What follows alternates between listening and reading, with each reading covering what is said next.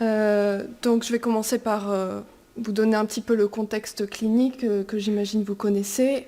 Donc quand on a un diagnostic de cancer, le plus souvent, on va avoir le traitement principal qui va consister à retirer la tumeur par une chirurgie. Et ensuite, on va avoir des traitements dits adjuvants qui vont être le plus souvent une radiothérapie et assez souvent également une chimiothérapie.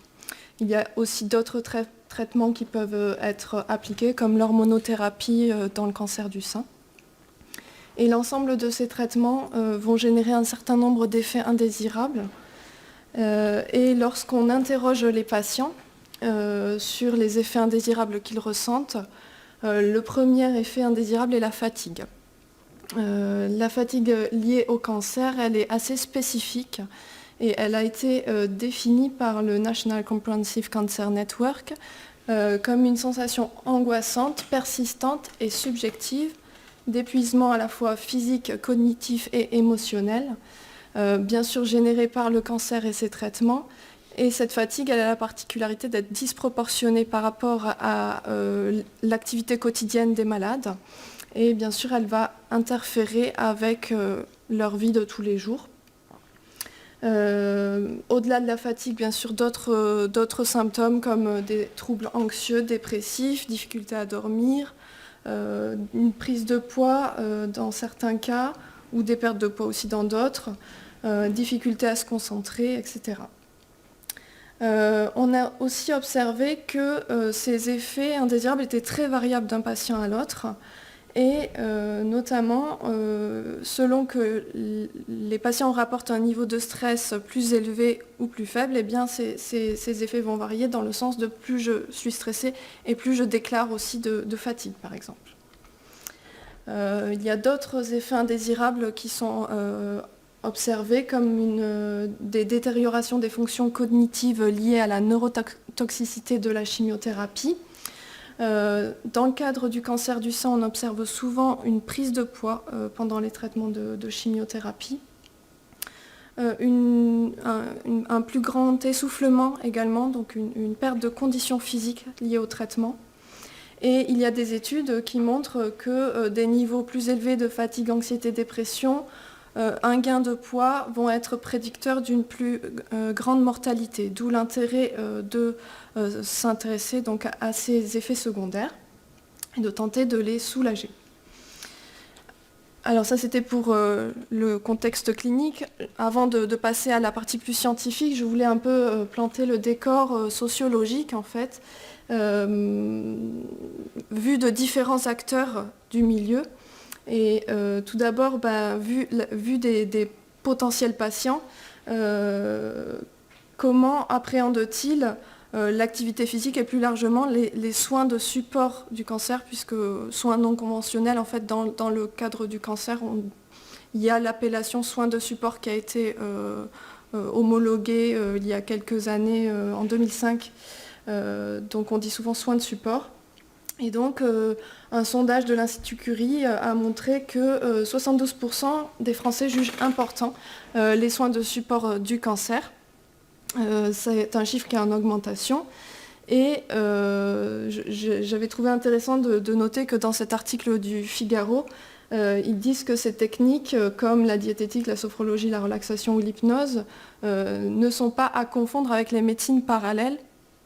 Alors, effectivement, pourtant, on pourrait les qualifier de médecine parallèle, mais finalement, quand elles sont mises dans le cadre des soins de support, donc homologués, du coup, on ne les considère plus comme des médecines parallèles, alors que finalement, c'est des techniques qu'on peut considérer comme parallèles par ailleurs. Ensuite, le point de vue des experts et des sociétés savantes. Donc là, j'ai pris des sources dans une thèse de sociologie d'un de mes collègues toulousains qui s'est intéressé à la question de l'activité physique et du cancer en recherche scientifique, mais en l'abordant du point de vue sociologique. Et il a relevé un certain nombre, enfin, il a identifié des experts de ce champ de recherche. Et il a regardé un petit peu ce que ces experts pouvaient déclarer. Et donc on voit qu'ils sont tous plutôt unanimes. Il y a donc Martine Duclos qui dit que l'activité physique a un effet préventif indiscutable sur les cancers du côlon et du sein. Thierry Bouillet, Michel Pavic, l'épreuve s'accumule pour un impact positif de l'activité physique sur la survie. Alain Marr qui énonce que l'exercice physique limite le risque de certains cancers, augmente les chances de survie et que nous avons des certitudes, ça ne peut faire que du bien. David Servan-Schreiber, il n'y a plus de questions sur la prévention des cancers, c'est acquis. Thierry Bouillet déclare encore que lui, il est tellement convaincu qu'il a mis en place des cours de karaté et que ce serait criminel de ne pas diffuser ces recommandations qui sont aujourd'hui édictées par des références du monde médical. Donc vous voyez dans le tableau des experts qu'il a identifiés, on est plutôt sur un consensus qui dit l'activité physique, c'est démontré pour prévenir le cancer. Et on peut retrouver ce genre enfin, il dit qu'on peut retrouver ce genre d'affirmation assez tranchée dans des rapports ou dans des communications d'un certain nombre de sociétés savantes. Il fait en parallèle le constat que finalement, quand on va regarder dans les documents quels sont les niveaux de preuve, eh bien, il constate que c'est peut-être pas si affirmatif que cela. Et si on s'intéresse au meilleur niveau de preuve, c'est-à-dire convaincant, là on voit que le World Cancer Research Fund a donné un niveau de preuve le plus élevé uniquement pour l'activité physique pour prévenir le cancer du côlon. Mais pour les autres sites et pour la mortalité après diagnostic du cancer, eh bien là, l'activité physique, il y a des éléments, mais les niveaux de preuve sont plus limités pour prévenir donc, le cancer. Et c'est d'ailleurs ce que note la HAS. Elle pointe les difficultés méthodologiques dans l'évaluation des thérapeutiques non médicamenteuses et le fait que les recommandations sont associées à un faible niveau de preuve en général et qu'elles reposent plutôt sur des accords d'experts. Donc ça, c'était le côté expert et société savante. Et puis, il y a le côté plutôt médical. Le corps médical, lui, reste plutôt sceptique. Et notamment, les experts sélectionnés par ce sociologue, quand ils parlent du corps médical, pourtant eux-mêmes, un certain nombre d'experts sont eux-mêmes médecins, mais ils disent que nous, on est tous convaincus, mais à côté de nous, il faut savoir, nous, on est un petit noyau d'irréductibles gaulois. Il faut penser que là, nous, on est tous convaincus, mais il y a beaucoup de gens qui sont réfractaires. La majorité des oncologues ne sont pas convaincus. Il faut les sensibiliser, etc., etc.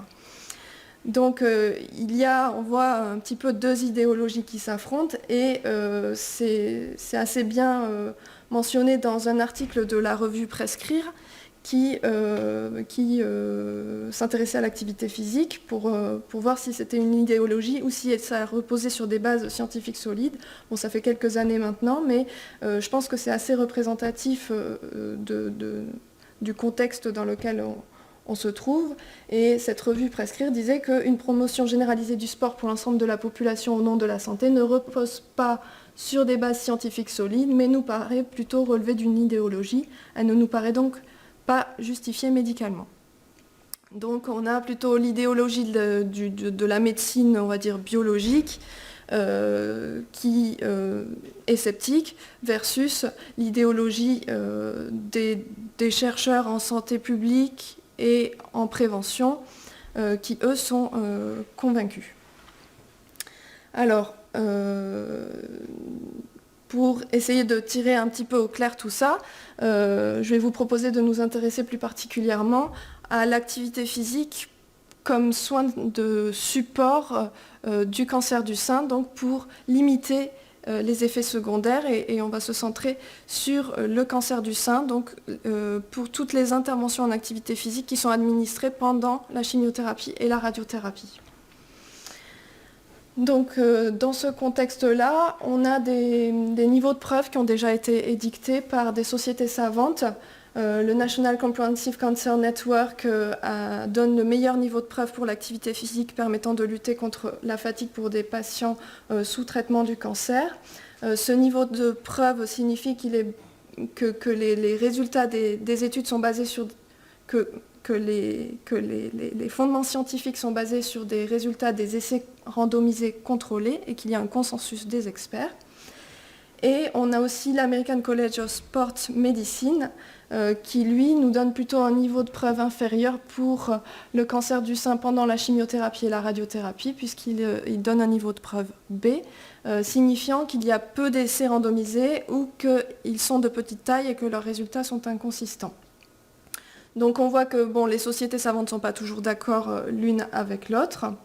Et il est intéressant d'aller creuser un peu plus la question. Qu'est-ce qu'on a au niveau des recommandations? Donc, vous connaissez probablement la recommandation générale sur l'activité physique, qui est de pratiquer au moins 30 minutes par jour, 5 jours par semaine. Donc ça, c'est la population générale. Et pour ceux qui ont tenté de donner des recommandations pour les patients atteints de cancer, en général, ils ont donné une recommandation plus élevée, puisqu'ils ont maintenu cette recommandation de 30 minutes par jour. Et en plus, ils disent de faire une activité physique de type contre-résistance, donc activité physique musculaire. Voilà. Oui, simplement, ces recommandations-là, en fait, quand on regarde la littérature, elles ne reposent pas particulièrement sur des analyses dose-réponse. C'est plutôt, encore une fois, un consensus d'experts que quelque chose qui viendrait reposer sur des bases scientifiques. Donc là aussi, il nous a paru intéressant d'aller creuser la question. Donc je vais vous proposer d'aller explorer les 4 questions. Donc la première étant, bien sûr, est-ce qu'une intervention en activité physique est efficace pour soulager les symptômes? Est-ce qu'on peut identifier des caractéristiques des interventions qui favoriseraient leur efficacité? Et si oui, y a-t-il une dose optimale d'activité physique à prescrire? Une intervention va-t-elle être plus efficace pour certains sous-groupes de population?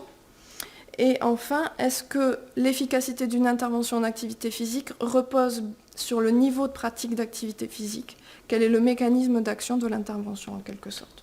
Et donc, je vous propose d'explorer ces 4 questions par une démarche de méta-analyse et ensuite par la mise en œuvre d'un essai randomisé contrôlé. Il faut savoir que dans ce domaine de recherche, probablement que c'est lié parce que c'est très intriqué avec les soins de support et donc quelque part peut-être avec la médecine, mais on a essentiellement un corpus de recherche expérimentale basé sur des essais randomisés contrôlés. On a assez peu d'études de cohorte ou des choses comme ça. Donc, pour ce qui est la méta-analyse, on a sélectionné tous les essais randomisés contrôlés qui avaient une intervention qui évaluaient une intervention en activité physique pendant la chimiothérapie ou la radiothérapie chez des patients atteints d'un cancer du sein et qui mesuraient au moins une variable parmi la fatigue, l'anxiété, la dépression et la qualité de vie. On a pu extraire les données et à partir de ça calculer des doses d'activité physique à partir de l'intensité des activités qui étaient prescrites, de la durée des séances, de la fréquence des séances d'activité physique et une dose globale qui incluait aussi toute la période d'intervention, la durée de l'intervention. On a cherché toutes ces études, on a inclus 17 études. Et lorsqu'on les a combinés, eh bien, on a vu que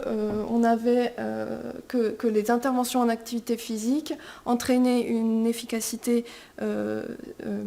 significative pour diminuer la fatigue et la dépression, pour augmenter la qualité de vie, et elle diminuait également l'anxiété, c'était à la limite de la significativité, comme vous pouvez voir. Donc plutôt, on pourrait dire là, à première vue, une efficacité des interventions, mais effectivement, c'était à moduler puisqu'on a vu une hétérogénéité significative entre les études combinées, laissant supposer qu'on avait combiné des études qui montraient des effets très différents, très variables, ensemble. Donc on a ensuite évalué un peu de manière exploratoire la relation entre les doses prescrites dans ces études et les effets constatés sur la fatigue, la qualité de vie, l'anxiété et la dépression. Et on a observé que plus les doses prescrites étaient faibles et meilleure était l'efficacité. Donc on avait des relations dose-effet inverses. Ça, c'était visible pour la fatigue et la qualité de vie. En revanche, pour l'anxiété et la dépression, c'était moins clair. Là, on est sur la dose hebdomadaire, on le retrouve les mêmes tendances pour fatigue et qualité de vie, dose effet inverse, mais pour l'anxiété et la dépression, on ne peut pas conclure. On pourrait dire qu'on n'a pas vraiment de relation dose-effet pour l'anxiété et la dépression au vu de ces résultats. Alors c'est surprenant, on ne s'attend pas en activité physique à avoir des doses-effets inverses, on s'attend plutôt à plus on en fait, ou alors on s'attend à une courbe en U, on va dire qu'il y a une dose optimale, si on n'en fait pas assez ou si on en fait trop, on a des effets délétères. Des doses-effets inverses, c'est assez surprenant, donc on s'est demandé si finalement, comme on a travaillé sur les doses prescrites dans les études, il n'y avait pas un effet de confusion de l'adhésion, c'est-à-dire que plus les patientes adhéraient, plus les doses prescrites étaient élevées, moins les patientes adhéraient au programme et donc moins fort était l'effet. Donc ça, c'était une question qu'on s'est posée. Et on s'est demandé aussi, finalement, au vu de cette hétérogénéité très forte que j'ai soulignée, est-ce qu'il y avait d'autres sources d'hétérogénéité que la dose qui pouvaient permettre d'expliquer ces différentiels d'efficacité entre les études. Et donc on a procédé ensuite à une analyse de méta-régression où on est allé voir si des caractéristiques de la population ou des caractéristiques de l'intervention ou des caractéristiques de la méthodologie des études pouvaient influencer l'efficacité des études. Donc on a actualisé la recherche bibliographique, on avait là 36 études incluses. On a bien sûr codé la qualité méthodologique de toutes ces études. Et vous voyez que la qualité méthodologique est assez variable. Notamment, on a moins de la moitié des études qui présentent une randomisation cachée, moins de la moitié des études qui ont des groupes comparables à l'inclusion. Il n'y a aucune étude qui a pu conserver l'aveugle des participants et du personnel. Très peu d'études qui ont conservé l'aveugle de l'évaluateur et assez peu d'études également qui ont fait des analyses statistiques en intention de traiter. Donc, nous avons conduit des analyses de méta-régression pour aller voir si, comme je vous disais, si on peut trouver des modérateurs de l'effet de l'efficacité des études. Là, il s'agit des modérateurs liés à l'intervention. On a pris différentes caractéristiques des interventions et finalement, il y en a 3 qui ont été associés à l'efficacité des études. On voit que lorsque les études incluaient de l'activité physique de type psychocorporel, c'est-à-dire yoga, tai chi, qigong, on avait une efficacité, alors que lorsqu'elles incluaient des interventions de nature aérobie ou résistance, là on n'avait pas d'effet lorsqu'on les combinait. On a vu également que la durée de l'intervention et la dose modéraient l'efficacité des études. Plus les durées étaient faibles, plus les doses étaient faibles et meilleure était l'efficacité. Vous voyez que sur des durées au-delà de 16 semaines ou des doses au-dessus de la médiane, on n'a pas d'efficacité globale des études. Donc ce ce qu'on observe là, c'est cohérent avec la relation dose-réponse inverse qu'on a mis en évidence juste avant. On a testé le modérateur de l'adhésion, sur lequel on avait fait l'hypothèse comme facteur de confusion possible, et il n'était pas associé à l'efficacité des études. Ces résultats qu'on a là nous font dire que finalement, on pourrait établir une dose optimale autour de 10 mètres/heure par semaine, ce qui signifie environ 120 minutes d'activité physique modérée par semaine pour une durée de 10 semaines. Ce serait apparemment le programme optimal pour obtenir la meilleure efficacité, et on pourrait aussi avoir une meilleure efficacité si on incluait des activités physiques de type psychocorporel. Donc vous voyez que par rapport à ce que je vous ai dit sur les recommandations énoncées par l'INSERM au départ, on n'obtient pas du tout le même type de programme à conseiller, puisque l'INSERM conseillait une activité physique quotidienne qui était basée sur de l'aérobie et de la résistance. Ensuite, donc on a exploré des modérateurs liés à la méthodologie des études. Et là, systématiquement, on a observé que lorsque les critères de qualité n'étaient pas respectés, alors l'efficacité des études était significative lorsqu'on les combinait. En revanche, lorsque les critères de qualité étaient respectés, alors là, vous voyez que la plupart du temps, l'effet combiné n'est pas significatif. Donc globalement, plus il y a de biais dans les études et plus leur efficacité est importante. C'est ce qu'on observe ici. Ça nous fait dire que finalement, pour ce qui concerne le niveau de preuve, on pourrait dire qu'on serait assez d'accord avec l'American College of Sport Medicine en disant qu'il existe des essais randomisés contrôlés, mais leurs résultats sont contradictoires. Donc on ne pourrait pas donner, au vu de ces résultats, un niveau de preuve A, on resterait plutôt sur un niveau de preuve B. Donc ensuite, la deuxième partie de notre approche expérimentale, c'était à travers un essai randomisé contrôlé qu'on a mis en place à l'Institut du cancer de Montpellier. On a tenté de respecter des standards méthodologiques. On a voulu avoir une bonne taille d'échantillon avec une durée assez longue, puisque les interventions longues avaient manifestement plus de mal à montrer une efficacité. Et donc, je vous propose, à travers cet essai randomisé, d'aller voir déjà si on observe une efficacité sur différents critères, d'aller explorer l'efficacité dans des sous-groupes de population et d'examiner la relation aussi entre le niveau d'activité physique et l'amélioration des symptômes. Donc, rapidement, le schéma d'étude assez classique.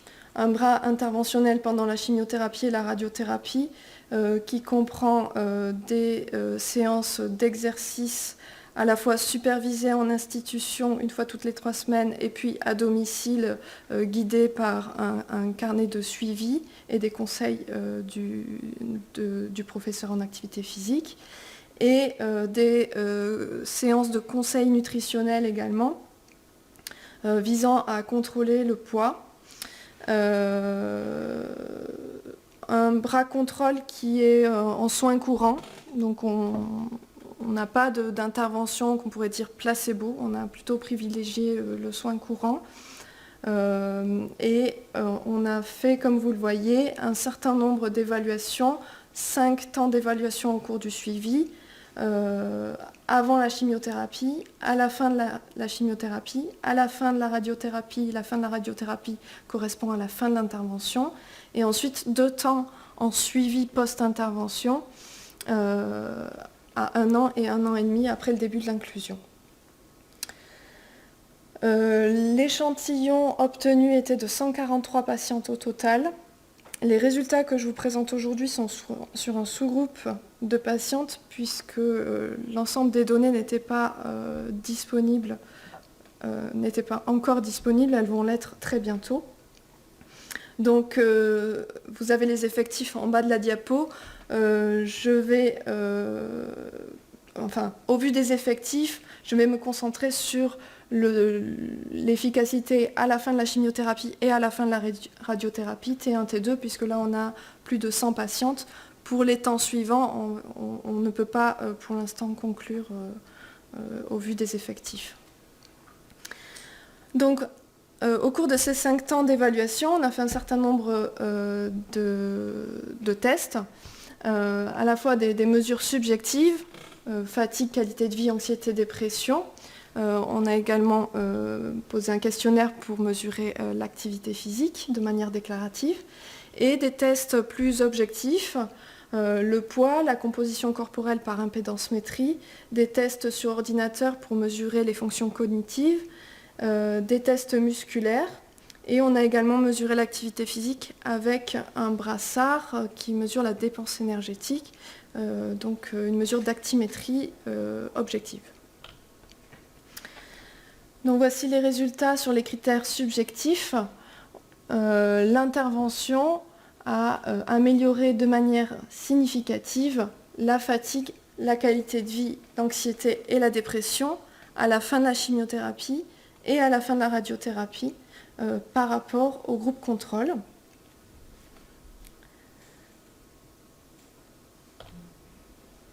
Ensuite, pour ce qui concerne les critères objectifs, vous voyez qu'on n'a pas d'effet significatif de l'intervention sur le poids, sur la composition corporelle, le rapport masse maigre, masse grasse, sur l'ensemble des tests cognitifs que je n'ai pas représentés ici, mais vous avez la baisse de vigilance représentée. Et on n'avait pas non plus d'effet significatif, seulement une tendance à la fin de la radiothérapie sur la fatigue musculaire.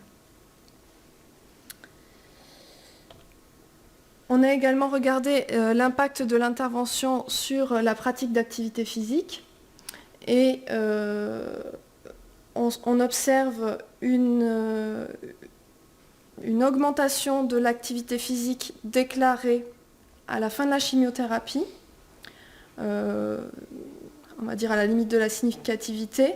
Elle n'est pas retrouvée à la fin de la radiothérapie. Et pour ce qui concerne la mesure objective, on a demandé aux patients de porter l'actimètre au temps initial et à T2 seulement, parce que c'est quand même assez lourd comme évaluation, il faut qu'elle le porte pendant 7 jours d'affilée. Et vous voyez que sur la mesure objective, nous n'avions pas de différence significative entre les groupes à la fin de la radiothérapie. Donc voilà pour les résultats d'efficacité sur la population globale. Ensuite, on est allé voir dans des sous-groupes de population, est-ce que l'intervention est efficace au même titre pour tout le monde ou est-ce qu'il y a des sous-groupes qui ont une meilleure efficacité? Donc on a stratifié sur le poids et on a observé que l'intervention avait un effet bénéfique sur l'ensemble des critères subjectifs chez les femmes de poids normal, mais ces effets bénéfiques n'étaient pas retrouvés chez les femmes en surpoids ou obèses. On a également stratifié sur le niveau de précarité, mesuré à l'aide d'un score EPIS, et on a observé que l'efficacité de l'intervention chez les femmes, que l'intervention était efficace si les femmes ne présentaient pas de précarité. En revanche, elle n'était plus efficace sur la fatigue et la qualité de vie si les femmes présentaient une précarité faible à élevée.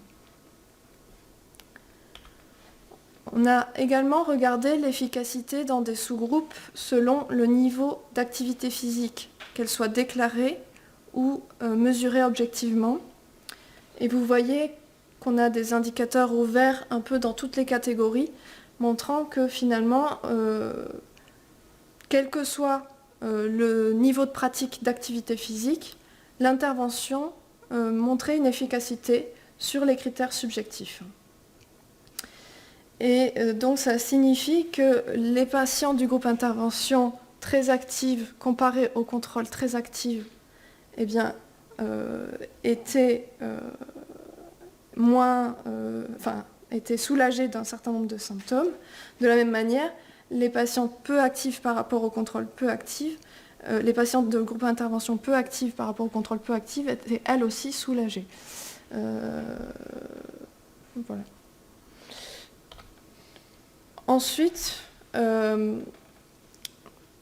donc notre dernier objectif, c'était de regarder si il y avait un lien, une association entre le niveau de pratique d'activité physique rapporté ou mesuré et l'amélioration des critères, mais là, sans regarder l'effet de l'intervention, mais bien le niveau de pratique d'activité physique.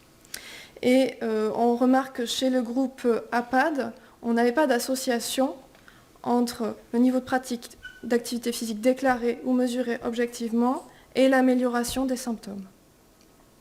Chez le groupe contrôle, on avait une association entre le niveau d'activité physique déclaré et l'amélioration des symptômes à la fin de la chimiothérapie, mais il n'était pas retrouvé à la fin de la radiothérapie.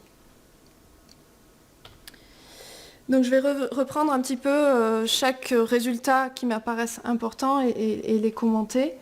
Tout d'abord, vous avez vu qu'on a une efficacité sur l'ensemble des critères subjectifs, mais qu'on n'a pas d'efficacité sur les critères objectifs. Alors tout d'abord, on ne peut pas éliminer le risque d'un manque de puissance, puisque l'essai a été dimensionné pour montrer une efficacité sur la fatigue subjective.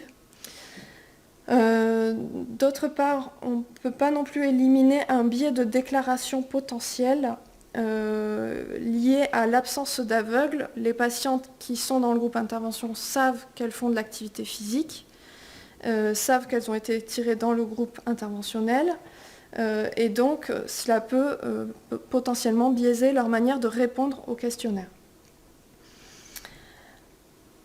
Malgré cela, ça paraît être un résultat qui est assez, intéressant et malgré tout consistant avec la littérature. Donc, cela pose la question, finalement, du critère d'efficacité qu'on va choisir pour un soin de support.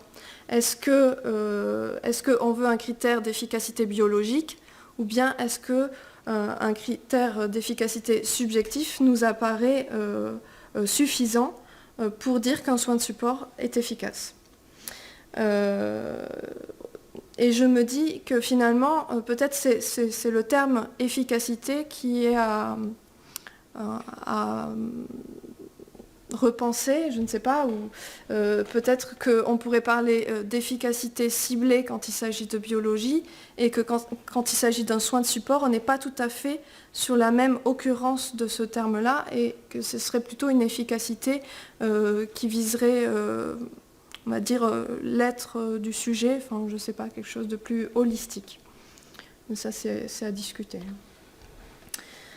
Ensuite, on a vu qu'on avait des bénéfices préférentiels chez les femmes minces et socialement favorisées. Alors, on peut se demander effectivement, déjà, est-ce que les outils sont capables de mesurer aussi bien, par exemple, la qualité de vie chez des patientes qui sont en situation précaire et chez des patientes favorisées. Est-ce que les outils ont été bien validés pour être donc justement validés dans différents sous-groupes de population? Ça, c'est une question. Ensuite, on sait notamment par rapport à des travaux sociologiques que les perceptions peuvent varier d'une classe sociale à l'autre et que on a observé ça aussi en épidémiologie, que finalement la qualité de vie, le standard de qualité de vie n'est pas le même pour chaque individu. Donc s'il y a une dégradation de qualité de vie, finalement, on répond aussi au questionnaire en fonction de notre propre idéal, et peut-être que l'idéal est variable selon la classe sociale. Ensuite, On sait aussi qu'il y a un différentiel de sensibilisation selon la classe sociale, et notamment les programmes de santé publique assez souvent peuvent se heurter à la difficulté d'aller toucher les populations les moins favorisées. Ça a été le cas pour le plan national nutrition santé, qui, en diffusant des repères nutritionnels de façon, enfin, par la publicité ou des choses comme ça, par l'information individuelle, eh bien, ils se sont aperçus que finalement, c'était les individus les plus sensibilisés qui étaient à même de se saisir de ces repères et qu'ils avaient plus de difficultés à aller toucher les populations les plus défavorisées, mais qui en même temps en auraient le plus besoin. Ensuite, il y a aussi, oui, on ne peut pas exclure l'existence de différentiels de pratiques d'activité physique, c'est-à-dire que selon la classe sociale, mais ça va avec ce que je viens de dire, en fait, selon la classe sociale, on n'a pas les mêmes habitudes de vie et on n'a pas non plus la même pratique d'activité physique. Et effectivement, dans l'étude APAD, on a observé que l'adhésion au programme était inversement corrélée avec la précarité et avec l'indice de masse corporelle. Un autre point qui était intéressant à relever, donc, c'était finalement le fait que l'intervention était efficace, quel que soit le niveau d'activité physique déclaré ou mesuré objectivement. Ça suggère donc que finalement l'augmentation de la pratique d'activité physique ne serait pas le seul mécanisme à l'œuvre dans l'action de l'intervention sur les critères subjectifs. Alors quel pourrait être le mécanisme à l'œuvre ?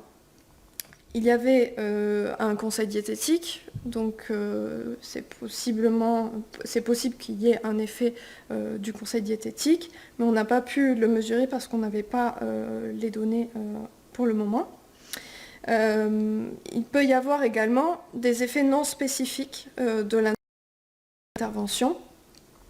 Le fait d'être choisi par un médecin pour faire partie d'un essai randomisé contrôlé, le fait d'être tiré au sort dans le bon groupe, dans le groupe qu'on souhaitait, c'est-à-dire le groupe interventionnel potentiellement si on a accepté de rentrer dans l'étude, sont des effets, ça a été théorisé par Hawthorne, sont des effets connus, qui vont booster l'efficacité d'une intervention. De la même façon, le fait d'être pris en charge, un effet care, est va toujours avec ce type d'intervention. Donc ça fait partie des effets spécifiques, mais il faut savoir que des effets non spécifiques, mais il faut savoir que les patientes sont très en demande aussi de ce soutien-là. Donc voilà, c'est une explication possible. Et une autre explication possible que je vois, c'est le fait que finalement, rentrer dans un programme et accepter de suivre un programme d'activité physique, c'est une manière de retrouver une marge d'action dans cette période-là où on est quand même très pris en charge, mais du coup on est plutôt dans une position passive, à suivre ce que les médecins disent, à suivre les différentes étapes du traitement, à recevoir, mais sans vraiment pouvoir s'approprier quelque chose. Et là, c'était une manière aussi pour les patientes de redevenir actives dans cette période. Donc pour synthétiser un petit peu l'ensemble des résultats de l'approche expérimentale, vous avez vu qu'on avait une indication d'efficacité, mais une hétérogénéité forte entre les études. On a mis en évidence que potentiellement cette hétérogénéité était expliquée pour une part par le fait qu'il y avait des études à risque de biais qui montraient une efficacité supérieure. Cela pose la question de est-ce que la méthodologie expérimentale est facilement transposable du médicament à des interventions non médicamenteuses ou des soins non conventionnels ? Est-ce qu'elle est appropriée pour être transposée de cette manière ? Et cela pose la question des limites de cette méthodologie, je vais y revenir. Ensuite, on a vu qu'il y avait donc une relation dose-réponse inverse, avec un meilleur effet pour des courtes durées d'intervention, et également un meilleur effet et un effet quel que soit le niveau de pratique d'activité physique. Donc finalement, ça pose la question là du mécanisme d'action qui est à l'œuvre, et ça laisse supposer que des mécanismes psychologiques ou sociaux pourraient être à l'œuvre et peut-être être plus importants que des mécanismes physiologiques qui sont classiquement attendus quand on parle d'activité physique. Donc la dernière partie, ça va être de montrer un petit peu les limites que j'ai pu observer de la méthodologie expérimentale appliquée à ce contexte de recherche, et de proposer peut-être des perspectives et d'essayer de voir comment on pourrait étendre le corpus scientifique vers d'autres méthodologies. Donc parmi les limites qui me semblent importantes, avec l'activité physique et peut-être plus largement avec les soins non conventionnels, c'est la levée de l'aveugle. Alors peut-être qu'on peut le maintenir pour certains soins non conventionnels si on fait un placebo un peu fantôme, où on tente de faire des points d'acupuncture un peu à côté. Mais en ce qui concerne l'activité physique, c'est assez difficile. Les patients savent s'ils font de l'activité physique. De la même manière, l'enseignant sait s'il est en train d'enseigner de l'activité physique. Donc déjà, patient, enseignant, on est obligé quasiment, en mon sens, de lever l'aveugle. D'ailleurs, aucune des études que j'ai incluses dans la méta-analyse ne présentait l'aveugle sur ces personnes-là. Et ensuite, on a le médecin investigateur. C'est assez compliqué, sur le papier, on pourrait imaginer qu'on va arriver à le maintenir, mais dans la réalité, les patientes, elles font leur activité physique, elles sont contentes d'être dans l'intervention, elles voient leur médecin, elles discutent avec lui, et forcément, elles lui parlent de cette intervention, que c'est chouette, etc. Donc, bon, c'est compliqué. Dans les faits, c'est compliqué. L'évaluateur, c'est possible. Ça va dépendre, je pense, du type d'évaluation qu'on va faire.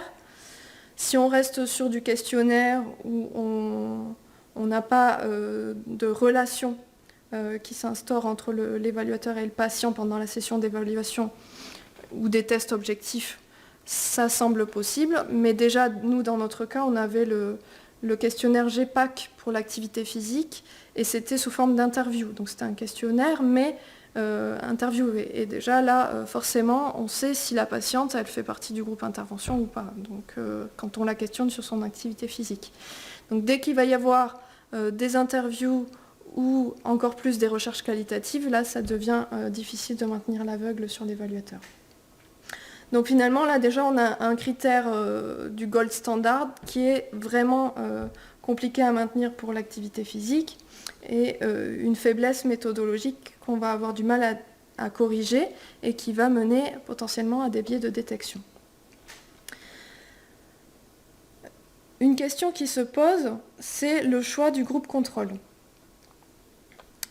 Et finalement, on a des études qui vont choisir un contrôle en soins courants, comme on a fait à Montpellier, et qui vont du coup tester l'activité physique comme un soin à part entière, on va dire, faisant l'hypothèse qu'il va agir par des voies d'action à la fois physiologiques, psychologiques, sociales. Et finalement, on a d'autres études qui font le choix de dire, bon, l'activité physique, c'est une action physiologique, on va le tester comme une molécule, comme le médicament, et donc on va tenter de contrôler les aspects psychologiques et sociaux. Alors comment on contrôle ça? Pas simple, hein, c'est parce que alors si on fait un soutien psy, ben, peut-être qu'on va aller dans des choses un peu plus psychologiques, enfin dans des investigations un peu plus poussées au niveau psychologique, dans lesquelles on n'ira pas dans le programme d'activité physique. Donc finalement, c'est plutôt comparer une intervention versus une autre. Si on fait des étirements ou des mouvements lents, on est quand même dans la mobilisation du corps. Donc on peut se dire qu'on est déjà dans un effet peut-être physiologique de l'activité physique. On voit bien qu'on a du mal à distinguer ces voies d'action. Et en fait, je crois que derrière ça, ben, il y a forcément une idéologie. Comment on considère le soin qu'on teste. Est-ce qu'on veut tester quelque chose de global ou est-ce qu'on est plutôt dans la logique de la médecine biologisante qui dérive du médicament? Donc effectivement, ça dépend de la philosophie dans laquelle on se place. Il faut savoir que dans la méta-analyse, quand on a testé comme modérateur le type de contrôle, donc est-ce que c'était un contrôle soin courant ou un contrôle temps de contact, et ça n'était pas associé à l'efficacité des interventions. Enfin, il n'y avait pas de différence d'efficacité des interventions selon le contrôle choisi. Une autre limite qui là est sans doute assez spécifique de l'activité physique, c'est un problème qu'on appelle de contamination. Bon, c'est pas très joli, mais c'est pour dire que le groupe contrôle, il se met à pratiquer de l'activité physique. Et donc, le fait d'avoir souhaité entrer dans une étude comme ça, et d'avoir été tiré au sort dans le groupe contrôle et de le savoir, bien sûr, va entraîner de la frustration chez un certain nombre de patients qui, du coup, vont se mettre à pratiquer par eux-mêmes l'activité physique. Et c'est une des spécificités de l'activité physique. C'est très facile de trouver les moyens de pratiquer soi-même sans avoir l'appui d'une structure hospitalière. Donc là, on est face à une limite qui ne se présente pas du tout dans le médicament. Dans le soin non conventionnel, ça va dépendre, mais c'est vrai que c'est aussi, finalement, on peut aller trouver du soin non conventionnel assez facilement en dehors des structures. Donc c'est peut-être pas spécifique de l'activité physique. En tout cas, ce qu'on observe, c'est que finalement, on a une adhésion qui n'est pas toujours optimale dans le groupe intervention. Et on a une contamination dans le groupe contrôle, ce qui fait que finalement, on ne sait plus trop ce qu'on mesure. Quand on reste sur le gold standard, qui est l'intention de traiter, on a des différentiels de pratique d'activité physique entre les deux bras qui peuvent être très faibles.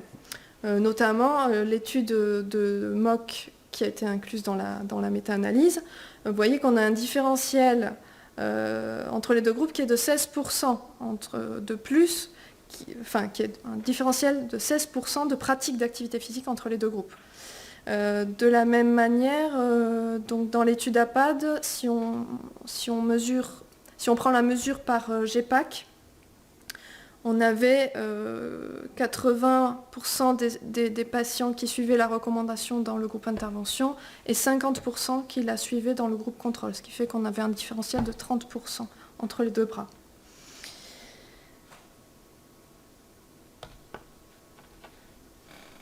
Donc, voilà, donc c'est vrai que tout ça fait un peu réfléchir et ça questionne sur la manière dont on évalue et le fait que dans les niveaux de preuve que je vous ai montrés, dans les recommandations, aujourd'hui on ne considère que les essais randomisés contrôlés dans ce champ de recherche précis.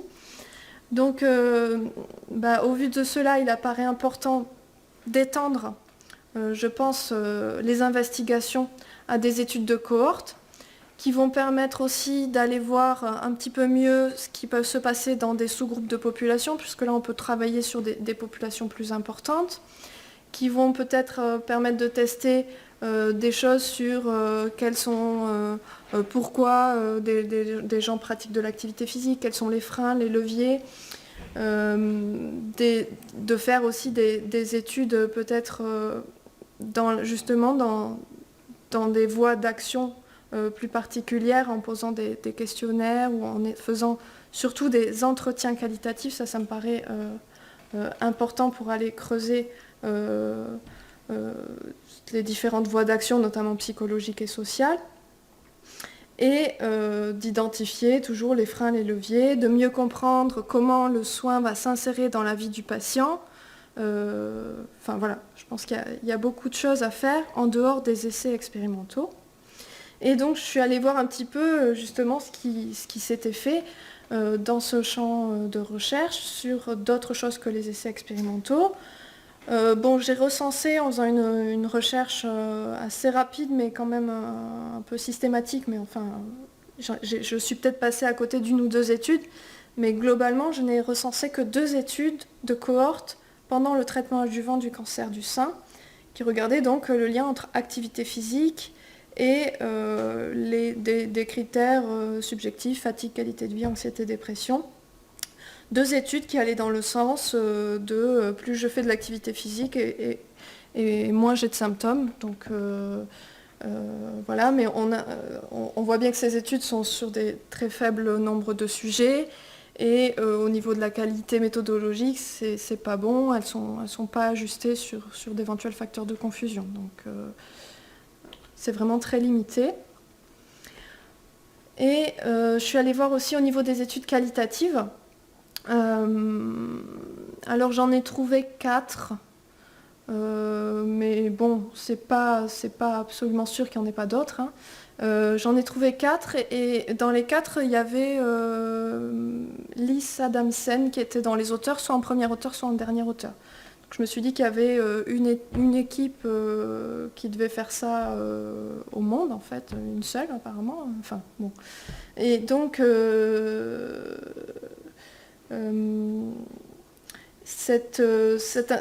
dans ces 4 études, bon, ça varie un petit peu, mais globalement, ils testaient un programme qui était à base d'activité physique, de relaxation, de massage et de conscience du corps. Chez des patients atteints de cancer recevant une chimiothérapie. Et donc la méthodologie, c'était des entretiens qualitatifs semi-structurés, ils étaient enregistrés, retranscrits, suivis par une analyse thématique, et ils faisaient une triangulation des investigateurs donc pour diminuer les biais. Et donc c'était intéressant parce qu'ils dégageaient à partir de ce qu'avaient dit les patients,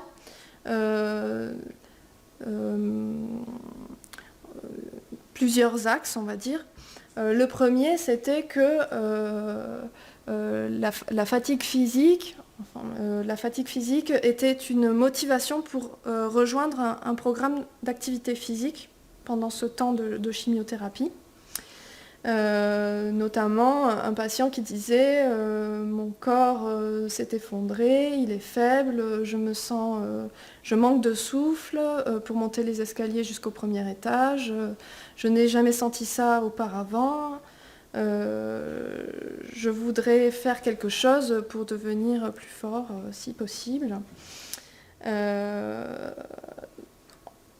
Parallèlement à ça, il y avait quand même des patients qui ne rentraient pas dans le programme et les auteurs notent que c'était pour des raisons où ils se sentaient en insécurité de faire de l'exercice physique à cette période-là pendant la maladie. Ce qui est intéressant, c'est qu'ils mettent en évidence un mécanisme possible d'effet de l'activité physique sur la fatigue dans les dires des patients.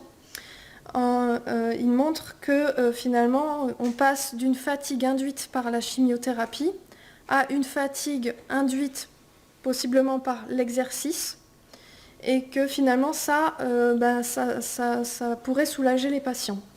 Et notamment, il y a une patiente qui dit j'ai une sensation plaisante de fatigue. Maintenant, je suis fatiguée, mais je sais pourquoi. C'est naturel parce que j'ai fait beaucoup d'exercices. Bien sûr, je suis fatiguée. Après ma chimiothérapie, je suis aussi fatiguée, mais je me sens plus comme si j'avais la grippe ou des nausées. Donc ils disent que ce n'est pas la même fatigue et finalement, alors je me demande si aussi c'est pas trouver une raison à l'état de fatigue qu'ils ressentent en fait, parce qu'ils se sentent très fatigués alors qu'ils font rien. Et ça, c'est assez perturbant. Enfin, on n'a pas l'habitude de cette sensation. Et donc finalement, là, ils se disent, j'ai trouvé une raison, et peut-être aussi que la fatigue est moins mauvaise. C'est ce que semble dire cette dame.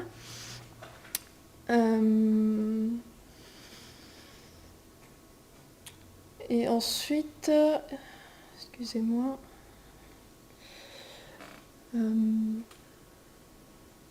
Ah oui, ils disent que il y en a en fait qui n'ont pas expérimenté de fatigue pendant le programme et que c'est pour ça qu'en fait ils n'ont pas excusez-moi. Oui. Je ne sais plus exactement pourquoi j'ai copié ça. Bon, je passe au point suivant. Les patients semblent rapporter, au moins 2/3 des patients semblent rapporter une sensation de force et d'énergie qui a augmenté. Et notamment une patiente qui dit maintenant je peux voir que j'ai plus de muscles et que mon corps est devenu plus fort. J'ai gagné un peu de poids depuis que je suis en traitement, mais les kilos semblent distribuer différemment dans mon corps, je pense. Donc cette femme a l'air de dire que le fait de faire de l'activité physique améliore la perception qu'elle a de son image du corps, alors même que finalement dans les résultats des études, il n'est pas du tout clair que suivre un programme d'activité physique pendant cette période joue sur le rapport masse maigre, masse grasse. C'est pas, enfin, en tout cas dans APAD, il n'y avait pas d'effet. Et c'est assez inconsistant dans les études. Il y a un certain nombre d'études qui montrent également qui n'ont pas d'effet là-dessus. Je voulais terminer par l'aspect médico-économique, puisque finalement, donc là on avait l'aspect efficacité du soin. Et quand on a montré l'efficacité d'un soin, si on veut tenter de le mettre, si on réfléchit à le rembourser, on va faire des études médico-économiques.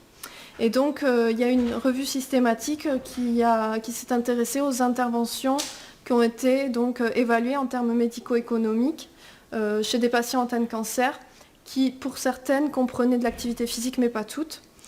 Et on voit que, finalement, ils disent que souvent l'intervention montre une efficacité, mais qu'elle est aussi plus chère que l'intervention contrôle.